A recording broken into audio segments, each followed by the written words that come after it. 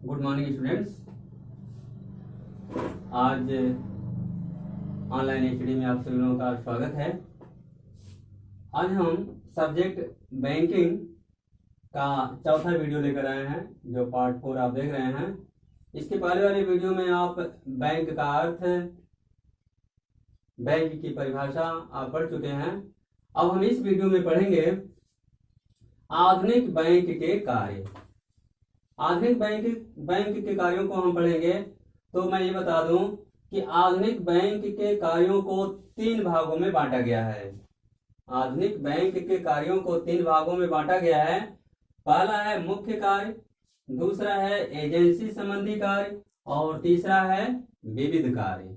ये 3 हैं। जब भी पूछा जाए कि बैंक के कार्यों को कितने भागों में बांटा गया है, तो बैंक के कार्यों को 3 भागों में बांटा गया है। देखिए, मुख्य कार्य, एजेंसी संबंधी कार्य और विविध कार्य। तो सबसे पहले हम पढ़ेंगे बैंक के मुख्य कार्य। तो बैंक के मुख्य कार्य को 2 भागों में बांटा गया है। बैंक मुख्यतया 2 काम करते हैं।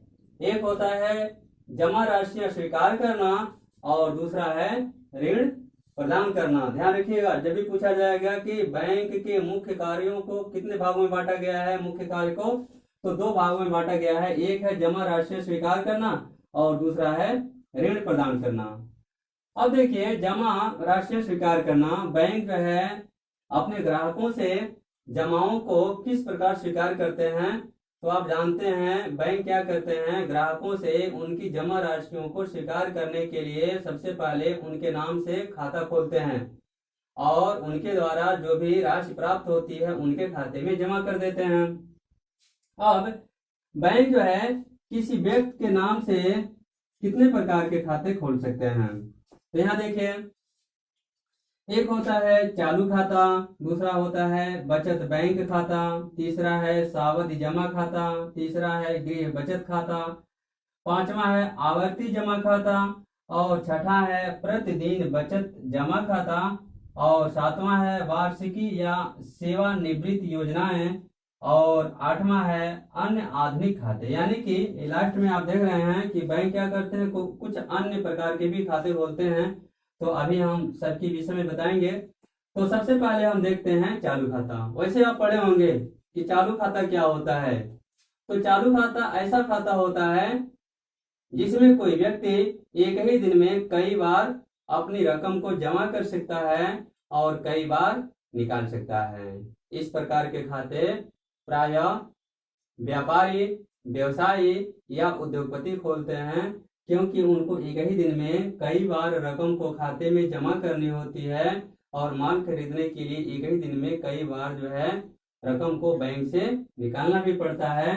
ध्यान रखना है कि चालू खाता जो होता है इस पर बैंक कोई ब्याज नहीं देता है और नहीं तो कुछ रकम वार्षिक व्यय के रूप में अकाउंट होल्डर के खाते से काट लेता है। दूसरा है बचत बैंक खाता। बचत बैंक खाता ऐसा खाता होता है जो मध्यम वर्ग के लिए या कम आय वाले लोगों के लिए उपयुक्त होता है। इसके द्वारा कोई भी व्यक्ति सप्ताह में या महीने में चाहे जितनी बार चाहे वह पैसे को जमा कर सकता है, लेकिन निकालने के लिए कुछ लिमिट होती है। उस लिमिट से अधिक जो है उस रकम को नहीं निकाल सकता है और बैंक इस पर ब्याज भी देता है।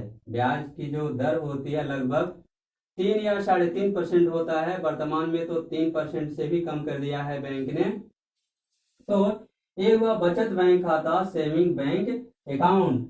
उसके बाद है तीसरा सावधि जमा खाता, फिक्स्ड डिपॉजिट अकाउंट। इसके अंतर्गत व्यक्ति एक मुफ्त धनराशि को एक निश्चित समय के लिए बैंक में जमा कर देता है और जब वह निश्चित समय समाप्त हो जाता है तो बैंक अपने शर्तों के अनुसार जो है उस व्यक्ति को उसकी रकम को ब्याज के साथ वापस कर देता है।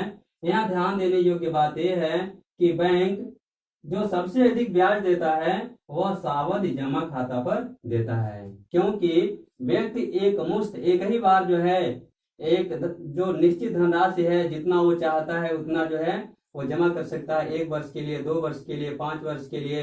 तो इसलिए बैंक भी क्या करता है, ऐसे जमाकर्ता को सबसे अधिक ब्याज देता है। अगर कोई व्यक्ति चाहे तो उस निश्चित समय के पूरा होने के पहले भी अपनी धनराशि को बैंक से वापस ले सकता है, लेकिन ऐसे कंडीशन में बैंक जो ब्याज की दर निर्धारित किया रहता है उससे कम दर पर भुगतान करता है। अब देखिए गृह बचत खाता। गृह बचत खाता क्या होता है? Home saving account. इसके अंतर्गत बैंक अपने जमाकर्ताओं को जो इस प्रकार का खाता खुलवाते हैं उनको एक एक गुल्लक देता है, और उस गुल्लक को वह जमाकर्ता अपने घर ले जाता है और अपनी प्रतिदिन की जो भी थोड़ी बहुत बचत होती है उस गुल्लक में रखता जाता है। और जैसे ही 1 महीने का दिन पूरा होता है तो उस गुल्लक को बैंक में जमा करता ले जाता है, और बैंक जो है अपनी चाबी से उस गुल्लक को खोल करके उसमें की रकम निकाल करके और उस व्यक्ति के खाते में जमा कर देता है, और पुनः गुल्लक को लॉक करके चाबी अपने पास रख लेता है और गुल्लक को जमाकर्ता को दे देता है। हालांकि इस प्रकार के खाते जो है भारत में प्रचलित नहीं हो पाए हैं, लेकिन यह भी जो है जमा स्वीकार करने का एक तरीका है, यह भी एक खाता है, ध्यान रखिएगा। उसके बाद 5वें नंबर पर है आवर्ती जमा खाता, रिकरिंग डिपॉजिट अकाउंट। यह ऐसा खाता होता है जिसमें कोई व्यक्ति एक निश्चित धनराशि एक निश्चित समय अवधि के बाद जो है निरंतर बैंक में जमा करता रहता है। देखिए इसका नाम ही है आवर्ती जमा खाता, यानी कि एक निश्चित धनराशि को एक निश्चित समय के बाद जो है बैंक में जमा करते रहना। और जो है जब कोई जमा करता एक निश्चित समय के लिए जमा करता है, जैसे 1 वर्ष 2 वर्ष 3 वर्ष 5 वर्ष के लिए, और जब वह समय अवधि पूरी हो जाती है तो बैंक ब्याज के साथ उनकी जमाओं को वापस कर देता है। और तीसरा है प्रतिदिन बचत, छठा है प्रतिदिन बचत जमा खाता, डेली डिपॉजिट अकाउंट। यह ऐसा खाता होता है जिसमें बैंक जमाकर्ताओं के यानी कि खातेदारों के जो भी जमा राशि है उसको कलेक्ट करने के लिए एक संग्रह अभिकर्ता की नियुक्ति कर देता है, और वह संग्रह अभिकर्ता प्रतिदिन ऐसे जमाकर्ताओं के पास जाता है और जो भी निश्चित धनराशि होती है प्रत्येक दिन जमा करने के लिए जो एग्री रहते हैं उनकी जमा राशि को एकत्रित कर लेता है और बैंक में ले जाकर के जमा कर देता है। इस पर जो है बैंक क्या करता है? ब्याज देता है। उसके बाद आता है 7वें नंबर पर वार्षिकी या सेवानिवृत्त योजनाएं। वार्षिकी या सेवानिवृत्त योजनाएं यह एक ऐसा खाता होता है जिसमें किसी व्यक्ति को यह फैसिलिटी दी जाती है कि वह चाहे तो एक मुश्त कोई धनराशि या जो है किस्तों में अपने खाते में जमा करता जाता है, और एक निश्चित समय के बाद बैंक जो है उस व्यक्ति को जीवन पर्यंत पेंशन देता है। तो यह भी एक खाता है, यह जो है ऐसे लोगों के लिए है जो भविष्य को अपना जो है सिक्योर बनाना चाहते हैं, भविष्य में जब वो काम करने लायक न हो, उनकी कहीं से आय न हो, तो इस प्रकार के खाता को खोल देते हैं। एक निश्चित धनराशि को प्रत्येक महीने जमा करते रहते हैं, या उस राशि को एक मुश्त भी जमा कर सकते हैं, और एक निश्चित समय के बाद बैंक जो है उनको पेंशन देने लगता है, और वह यह पेंशन की राशि जो है उनको जीवन पर्यंत देता है जब तक वो व्यक्ति जीवित रहता है। उसके बाद है 8वें नंबर पर अन्य आधुनिक खाते, अदर अकाउंट्स। अदर अकाउंट्स के अंतर्गत बैंक जो है इस आधुनिक युग में जो भी अपनी प्रगति किए हैं, तो इन अकाउंट्स के अलावा कुछ अतिरिक्त अकाउंट्स भी जो है अपने ग्राहकों को खोलने की फैसिलिटी देते हैं। इसके अंतर्गत वरिष्ठ नागरिकों के लिए जुबली प्लस अकाउंट, महिलाओं के लिए सुपर शक्ति पावर, बच्चों के लिए पावर किड्स अकाउंट, और जो है व्यापारियों के लिए करेंट्स अकाउंट, ये सब जो है खाते खोलने की सुविधा देती है। तो इस प्रकार आपने देखा कि जमा राशियां बैंक किस प्रकार स्वीकार करते हैं किसी व्यक्ति के नाम से। ये जो 8 खाते हैं, किसी भी खाते को अगर वह व्यक्ति चाहता है तो उसके नाम से खुल जाएगा, और जो बैंक क्या करेगा, उनकी जमा राशियों को उनके खाते में जमा करता जाएगा, और निश्चित समय के बाद या जब भी वह मांग करता है तो उसकी धनराशि को ब्याज के साथ वापस कर देता है। केवल चालू खाता ही एक ऐसा खाता है जिस पर बैंक कोई ब्याज नहीं देता है, और नहीं तो बैंक व्यय के रूप में वार्षिक कुछ व्यय के रूप में काट लेता है। उसके बाद हम देखते हैं मुख्य कार्य को जो दो भागों में बांटा गया है, दूसरा कार्य है ऋण प्रदान करना। ऋण प्रदान करना, इसके अंतर्गत बैंक जो है किसी जरूरतमंद व्यक्तियों को या जो है ऐसे व्यवसायिक संस्थाओं को, कंपनियों को ऋण किस प्रकार देते हैं, तो यहाँ देखते हैं जो भी ऋण प्रदान करने की व्यवस्था है, विधि है, वह 4 भागों में बांटा गया है। पहला है साधारण ऋण। बैंक क्या करते हैं, किसी जरूरतमंद व्यक्ति को जो ऋण देते हैं तो वह कितने तरीके से देते हैं। एक होता है साधारण ऋण, दूसरा है नकद साख, और तीसरा है विनिमय विपत्रों को भुनाना, और चौथा है बैंक आदि विकर्ष की सेवाएं प्रदान करना। तो सबसे पहले हम देखते हैं साधारण ऋण। साधारण ऋण क्या होता है? इसके अंतर्गत बैंक किसी जरूरतमंद व्यक्ति को या संस्था को उचित जमानत पर उसको जो है ऋण देता है, और जो भी ऋण राशि स्वीकृत करता है बैंक उस व्यक्ति या उस संस्था के नाम से एक चालू खाता खोल देता है और उस चालू खाते में स्वीकृत धनराशि को जमा कर देता है, और उस व्यक्ति को पासबुक दे देता है, चेकबुक दे देता है, और उसको यह फैसिलिटी देता है कि वह जब चाहे अपने चालू खाते से धनराशि को निकाल सकता है। लेकिन इतना ध्यान रखना है कि जिस दिन वह ऋण स्वीकृत हो जाती है उसी दिन से बैंक जो है स्वीकृत ऋण राशि पर ब्याज लेना प्रारंभ कर देता है, चाहे वह व्यक्ति खाते से पैसा निकाला हो या न निकाला हो। लेकिन स्वीकृत धन राशि पर जो है बैंक ब्याज लेना शुरू कर देता है। और दूसरा है नकद साख। इसके अंतर्गत बैंक किसी जरूरतमंद व्यक्ति या किसी व्यवसायी को जो ऋण प्रदान करता है उसके लिए उचित जमानत के रूप में किसी माल या कोई ऐसी वस्तु को अपने पास रख लेता है, या व्यवसायी है तो व्यवसायी के गोदाम को अपने अंडर में रख लेता है, और जो गोदाम में माल रखा है उसमें ताला लगा देता है, उसकी जमानत पर व्यवसायी को या व्यक्ति को ऋण प्रदान करता है।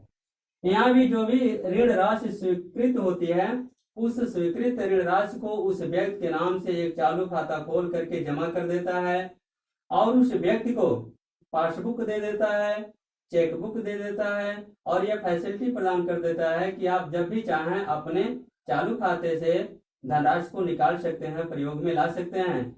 लेकिन यहाँ ध्यान देने योग्य बात यह है कि साधारण ऋण और नकद साख में अंतर क्या है। अंतर यह है कि यह उचित जमानत यानी कि पेपर की जमानत पर ऋण देता है, और नकद साख जो होता है माल की जमानत पर ऋण देता है। उस व्यवसायी के गोदाम में बैंक अपना ताला लगा देता है, और जितने कीमत का माल उस गोदाम में रखा रहता है उसकी कीमत से कम ऋण राशि स्वीकृत करके उसको ऋण के रूप में प्रदान कर देता है, चाबी अपने पास रखता है, और जैसे जैसे वह व्यक्ति ऋण का भुगतान करता जाता है उसके गोदाम से माल वैसे वैसे छोड़ता जाता है।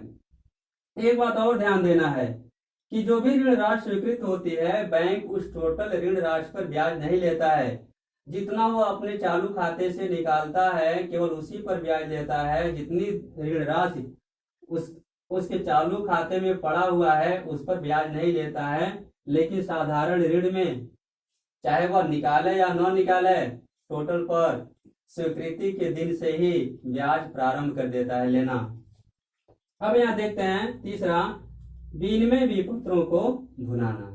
बैंक क्या करते हैं, कुछ जमाकर्ताओं के या कुछ व्यक्तियों के पास जो विनिमय विपत्र होते हैं, ऐसी प्रतिभूतियां होती हैं, उसको बट्टे पर भुनाते हैं।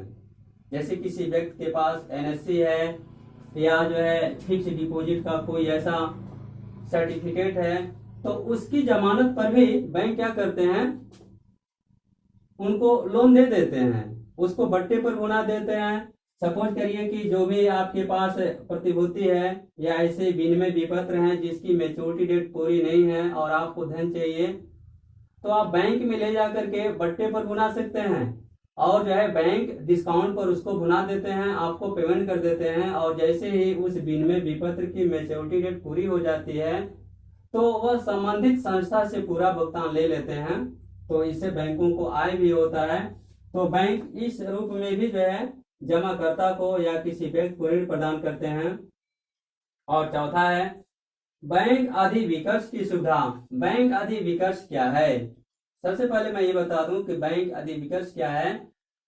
तो बैंक अपने सम्मानित और पुराने और जो है अच्छी साख रखने वाले चालू जमाकर्ताओं को या चालू खाता धारकों को उनकी जमा से अधिक धनराशि निकालने की जो फैसिलिटी देते हैं उसी को हम बैंक अधिविकर्ष की सुविधा कहते हैं। यानी कि कोई चालू खाता धारक जो जितनी धनराशि उसके बैंक उसके अकाउंट में जमा है उससे भी अधिक धनराशि बैंक निकालने की सुविधा देते हैं, उसको इसी को हम कहते हैं बैंक अधिविकर्ष। तो बैंक क्या करता है, अपने चालू खाता धारकों को, जो ऐसे खाता धारक हैं जो बहुत ही अच्छी साख वाले हैं, ईमानदार हैं, पुराने हैं, उनको जो है बैंक अधिविकर्ष की सुविधा भी देते हैं।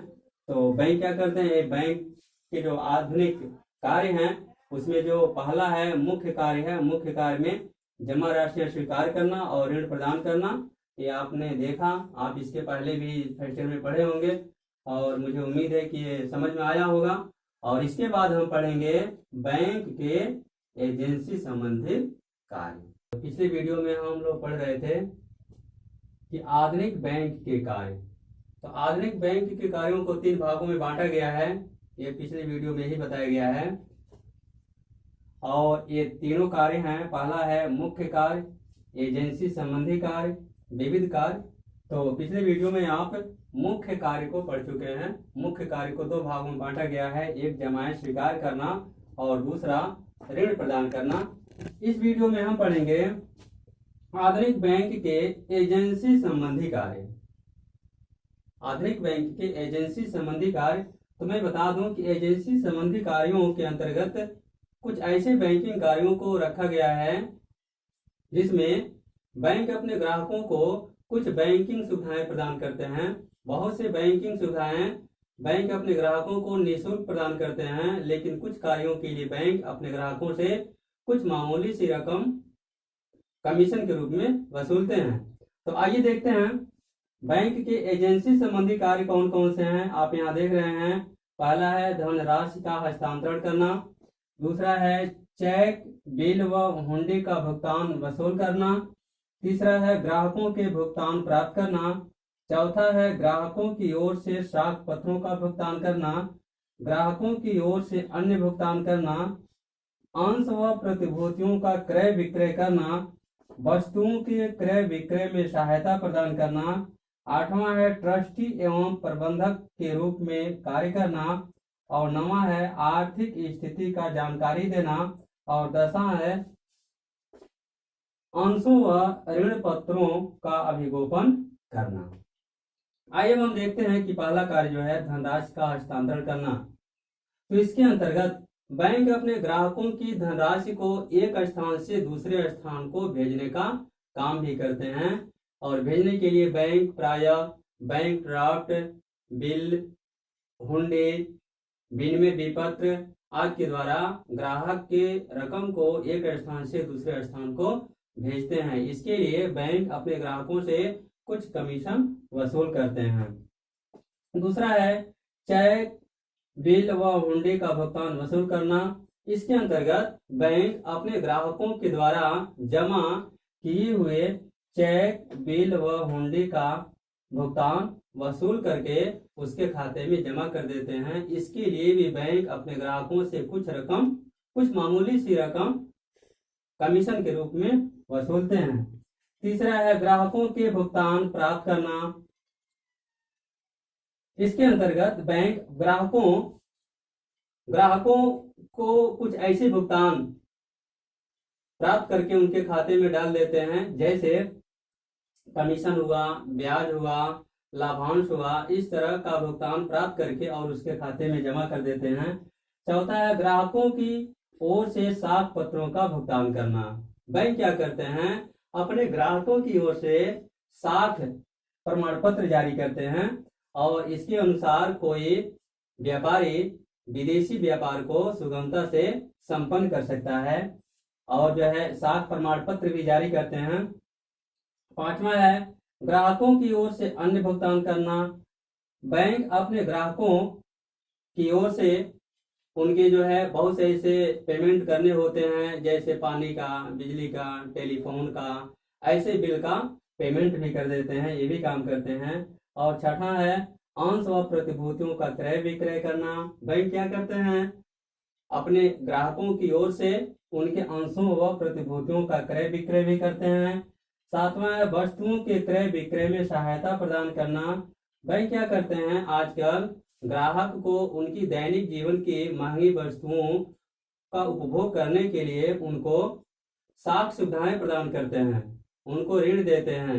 और ग्राहक क्या करते हैं, ऐसे ऋण को प्राप्त करके कोई महंगी वस्तु खरीद लेते हैं, जैसे मोटरसाइकिल हुआ, कार हुआ, मकान हुआ, ये खरीद करके उसका उपभोग करते हैं। आठवां है ट्रस्टी एवं प्रबंधक के रूप में कार्य करना। बैंक जो है ग्राहकों की ओर से उनकी संपत्तियों को ट्रस्टी के रूप में और प्रबंधक के रूप में देखभाल करते हैं। इसके लिए भी बैंक क्या करते हैं, ग्राहकों से कुछ कमीशन के रूप में वसूल करते हैं। और नवा है आर्थिक स्थिति का जानकारी देना। बैंक क्या करते हैं, अपने ग्राहकों की आर्थिक स्थिति की जानकारी अन्य व्यापारियों को देते हैं और अन्य व्यापारियों की आर्थिक स्थिति की जानकारी अपने ग्राहकों को देते हैं, ये काम भी करते हैं। और 10वां बहुत महत्वपूर्ण काम है अंशों व ऋण पत्रों का अभिगोपन करना। आधुनिक बैंक क्या करते हैं, किसी कंपनी के द्वारा निर्गमित अंशों ऋण पत्रों का अभिगोपन भी करते हैं, यानी कि उनको बेचवाने की जिम्मेदारी भी लेते हैं और इसके लिए बैंक को कमीशन मिलता है। तो आप यहाँ देखें कि आधुनिक बैंक के एजेंसी संबंधी कार्य क्या हैं। इसके लिए बैंक क्या करता है, अपने ग्राहकों से कुछ कमीशन वसूल करता है और यह कमीशन बैंकों के लिए क्या है, आय है। उम्मीद है समझ में आया होगा। और इसमें हम पढ़ेंगे आधुनिक बैंक के विविध कार्य। हालांकि इसके पहले वाले वीडियो में हम बैंकों के मुख्य कार्य, एजेंसी संबंधी कार्य पढ़ चुके हैं। अब हम इस वीडियो में पढ़ेंगे विविध कार्य।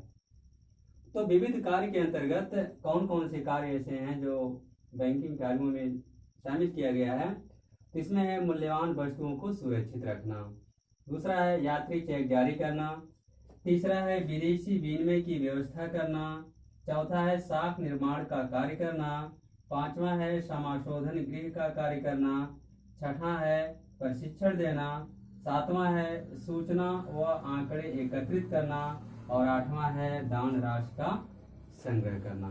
तो आइए हम सबसे पहले देखते हैं मूल्यवान वस्तुओं को सुरक्षित रखना। आजकल बैंक अपने ग्राहकों को लॉकर्स की सुविधा प्रदान किए हैं, जिसके अंतर्गत ग्राहक लॉकर में अपने मूल्यवान वस्तुओं को, जेवरात को, ऐसे महत्वपूर्ण कागजातों को सुरक्षित रख सकता है। इसके अंतर्गत बैंक अपने ग्राहकों से कुछ राशि शुल्क के रूप में वसूल करते हैं। दूसरा है यात्री चेक जारी करना। यात्री चेक जारी करना, बैंक अपने ग्राहकों को यात्रा के लिए उनके लिए यात्री चेक जारी करता है, जिससे ग्राहकों को या यात्रियों को नगद धनराशि ले जाने की आवश्यकता नहीं होती है और निश्चिंत होकर वह किसी भी शहर में घूम सकते हैं। कहीं भी खरीदारी करने के लिए वह उस बैंक की शाखा से उस यात्री चेक को कैश के रूप में भुना सकते हैं और कोई भी खरीदारी नगद कर सकते हैं। तीसरा है विनिमय की व्यवस्था करना। विदेशी व्यापार के लिए विदेशी व्यापारियों को विनिमय की आवश्यकता होती है, यानी कि विदेशी भुगतान को निपटाने के लिए विदेशी मुद्रा की आवश्यकता होती है। इसके लिए बैंक अपने ग्राहकों को विदेशी मुद्रा की व्यवस्था करते हैं और इसके लिए बैंक क्या करते हैं, ग्राहकों से धनराशि कुछ वसूल करते हैं। और चौथा है साख निर्माण का कार्य करना। साख निर्माण का कार्य करने का अर्थ हुआ कि बैंक अपने ग्राहकों को ऋण प्रदान करते हैं। बैंक अपनी कुल जमा राशि और कुल पूंजी से अधिक राशि जो है ऋण के रूप में देते हैं, यानी कि जितनी उनके पास पूंजी है या अंश पूंजी है या जमा राशि है, उससे भी अधिक क्या करते हैं, अपने ग्राहकों को ऋण देते हैं। इसीलिए कहा गया है कि बैंक वहां काटते हैं जहां बोते नहीं हैं, यानी कि जमा राशि और जो कुल पूंजी से अधिक क्या करते हैं, ऋण देकर के साख का विस्तार करते हैं। और पांचवा है समाशोधन गृह का कार्य करना। देश के कुछ महत्वपूर्ण बैंक अपने सदस्य बैंकों के लिए समाशोधन गृह का कार्य करते हैं। इसके अंतर्गत सदस्य बैंकों के आपसी लेन देन का निपटारा करते हैं। और छठा है प्रशिक्षण देना। तो बैंक क्या करते हैं, अपने बैंकिंग कर्मचारियों को योग्य और कुशल बनाने के लिए उनको बीच बीच में प्रशिक्षण भी देते हैं। तो बैंक क्या करते हैं, अपने कर्मचारियों के लिए प्रशिक्षण की व्यवस्था भी करते हैं। और सातवां है सूचना और आंकड़े एकत्रित करना। आजकल देश का केंद्रीय बैंक मुद्रा, कृषि, व्यापार, उद्योग आदि संबंधित आंकड़े एकत्रित करता है और उसके आधार पर देश के लिए भावी नीति का निर्माण करता है। और बहुत ऐसे बैंक हैं जो अपने बैंकिंग पत्रिकाओं में बैंकिंग संबंधी जानकारियों को हमेशा प्रकाशित करते रहते हैं, जिससे देश की आर्थिक स्थिति की जानकारी हम लोगों को भी प्राप्त हो जाती है। और आठवां है दान राशि का संग्रह करना। बैंक अपने ग्राहकों के लिए या सरकार के लिए दान राशि का संग्रह भी करते हैं, जैसे प्रधानमंत्री राहत कोष के लिए, सुरक्षा कोष और युद्ध आदि के लिए ऐसे कोष बनाए गए हैं। या बाढ़ पीड़ितों के लिए, भूकंप पीड़ितों के लिए ऐसा कोष बनाया गया है। उसमें जो दान राशि भेजी जाती है लोगों के द्वारा, तो ऐसे दान राशियों का संग्रह करके और ऐसे कोष में जमा कर देते हैं। तो ये रहा आधुनिक बैंक के विविध कार्य। मुझे कार्य आपको समझ में आया होगा। धन्यवाद।